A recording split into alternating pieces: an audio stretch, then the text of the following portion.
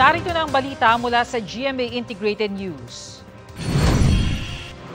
May 2 pisong rollback ang gasolina epektibo bukas ayon sa anunsyo ng oil companies.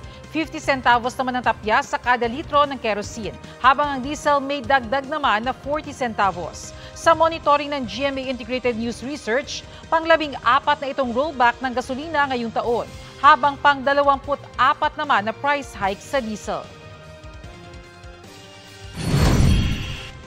Narito naman ang iba pang balitang binabantayan ng GMA Integrated News. Presyo ng LPG nagtaas ng halos 4 na piso kada kilo. Auto LPG nagmahal din.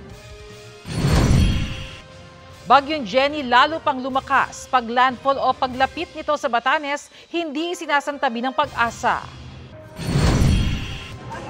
At mula sa Super Radyo DCBB, pagtatayo ng permanenteng kadiwa store sa mga barangay, ipinanukala sa Kamara.